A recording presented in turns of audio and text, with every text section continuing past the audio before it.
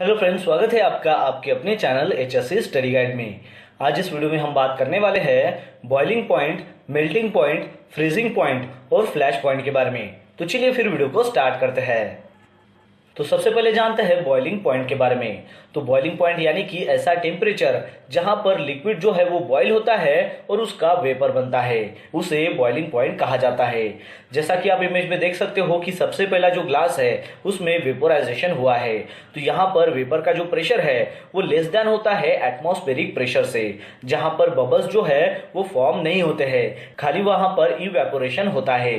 तो दूसरे ग्लास में आप देख सकते हो कि यहाँ पर बॉइलिंग हो रहा है। तो यहाँ पर जो है वेपर का जो प्रेशर है वो एटमॉस्फेरिक प्रेशर से इक्वल होता है और यहाँ पर जो है बबल फॉर्म होते हैं और वो राइज होते हैं। तो इसे बॉइलिंग कहा जाता है। मतलब आपको यहाँ पर अच्छे से समझ में आ गया होगा कि ऐसा टेम्परेचर जहां पर लिक्विड जो है वो बॉइल होता है और वो वेपर में टर्न होता है, यानी कि वहां पर बबल्स जो है वो फॉर्म होते हैं और वो राइज होने लगता है। चलिए अब जानते हैं मेल्टिंग पॉइंट के बारे में। तो सब्सटेंस का मेल्टिंग पॉइंट यानी कि ऐसा टेम्परेचर होता है जहां पर उसका जो स्टेट है, अगर उसका स्टेट सॉलिड में है तो वो लिक्विड में कन्वर्ट हो जाता है, वो भी एटमॉस्फेरिक प्रेशर में। तो उसे मेल्टिंग पॉइंट कहा जाता है। जैसा कि आप इमेज में देख पा रहे हो कि यहाँ पर सबसे पहला जो ग्लास है यहाँ पर फुल्ली आइस है और दूसरे ग्लास में जो है आइस जो है वो मेल्ट होना स्टार्ट हो जाता है। तीसरे ग्लास में जो है ज्यादातर जो आइस है वो यहाँ पर मेल्ट हो जाता है और चौथा जो ग्लास है यहाँ पर पूरा जो आइस है वो मेल्ट हो जाता है।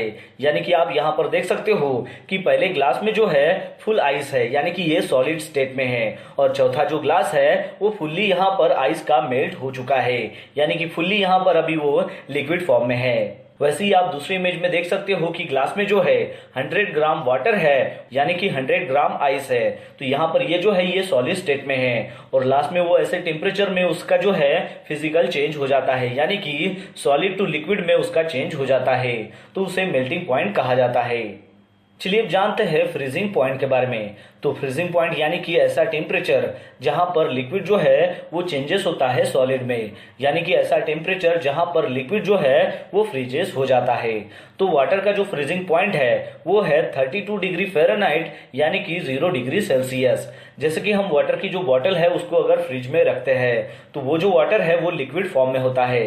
तो जब उसका फ्रीजिंग पॉइंट आता है उस पानी का, यानी कि 32 डिग्री फ़ारेनहाइट या फिर 0 डिग्री सेल्सियस, तो वो जो वाटर है जो लिक्विड फॉर्म में है उसका बर्फ बन जाता है, वो सॉलिड बन जाता है। तो उसे फ्रीजिंग पॉइंट कहा जाता है। फ्लैश पॉइंट यानी कि होता क्या है?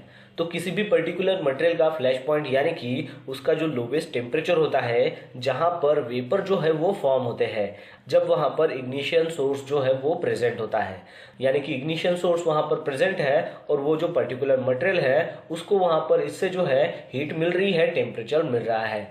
तो वो जो लोवेस्ट टेम्परेचर है जहां पर इस पर्टिकुलर मटेरियल का वेपर जहां पर निकलता है और वो वेपर निकलने के बाद वहां पर इग्नाइट हो जाता है, तो वो लोवेस्ट टेम्परेचर में जहां पर इग्नाइट होता है in the presence of ignition source, उसे फ्लैश पॉइंट कहा जाता है। फ्लैश पॉइंट जो है वो फ्लैश को प्रोड्यूस करता है जब वहां पर इग्निशन सोर्स प्रेजेंस होता है। एग्जाम्पल के तौर पर डीजल का जो फ्लैश पॉइंट होता है वो 52 टू 96 डिग्री सेल्सियस तक होता है। आपको एक बात यहाँ पर ध्यान में रखनी है कि किसी भी लिक्विड का जो फ्लैश पॉइंट है वो चेंज हो सकता है, क्योंकि वो जो है वो डिपेंड होता है कि अराउंड में जो भी एयर है उसके ऊपर क्या प्रेशर है। तो दोस्तों, आशा करता हूँ कि आपको इस वीडियो के माध्यम से पता चल गया होगा boiling point, melting point, freezing point और फ्लैश पॉइंट के बारे में। तो बस आज के लिए इतना ही। मिलता है नेक्स्ट वीडियो में एक नए टॉपिक के साथ में। तब तक के लिए टेक केयर, बाय बाय।